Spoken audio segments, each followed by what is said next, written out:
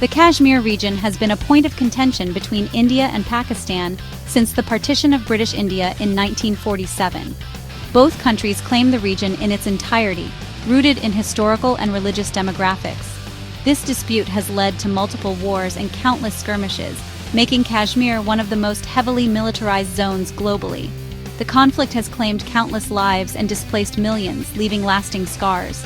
Despite numerous attempts at peace, a lasting solution remains elusive. The dispute hinders regional stability and development. The line of control remains a volatile border, witnessing frequent ceasefire violations.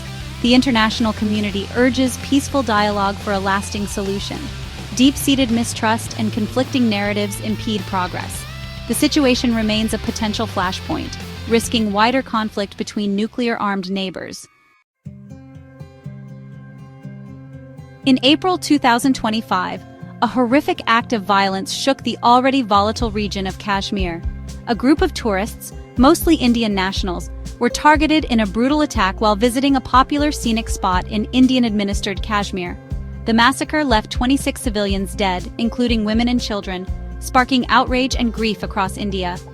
The Indian government was quick to blame Pakistan-based militant groups for the attack, accusing Islamabad of harboring and supporting terrorists operating in the region.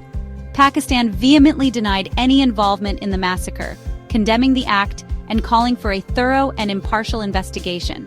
The international community, already concerned about the fragile situation in Kashmir, expressed deep concern over the escalating tensions. The April 2025 massacre marked a significant escalation in the long-standing conflict, pushing India and Pakistan closer to the brink of a full-blown confrontation. The incident fueled widespread calls for retaliation within India, putting immense pressure on the government to respond decisively. The attack also further deepened the divide between the two nations, making any prospect of dialogue and reconciliation even more distant. On May 7, 2025, India launched Operation Sindoor, targeting terrorist camps in Pakistan-administered Kashmir. Named after the red vermilion powder worn by Hindu women, it symbolized the widows of the April massacre. India claimed the strikes targeted only militant infrastructure, avoiding civilian casualties. Officials stated the operation destroyed multiple terrorist camps and launch pads.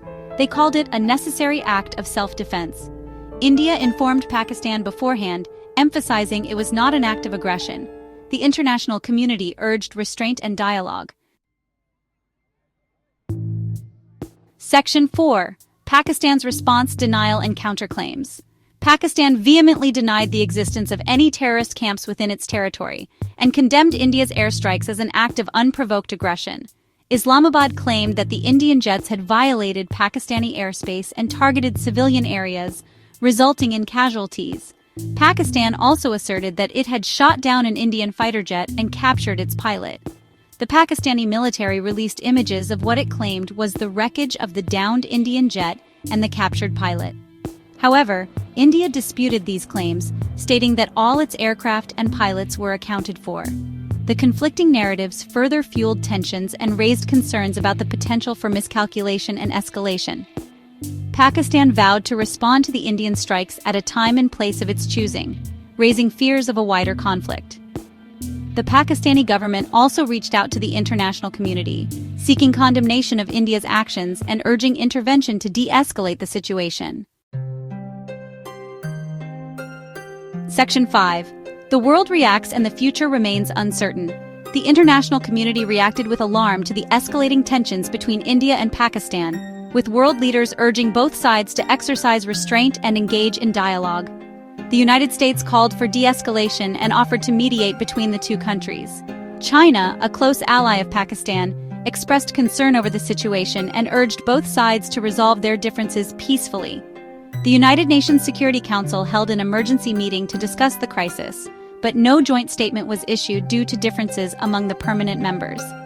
The international community remained deeply divided on how to address the situation, with some countries supporting India's right to self-defense, while others condemned the use of force. The situation in Kashmir remained tense, with both India and Pakistan amassing troops along the line of control. The risk of further escalation remained high, with the potential for miscalculation or unintended consequences.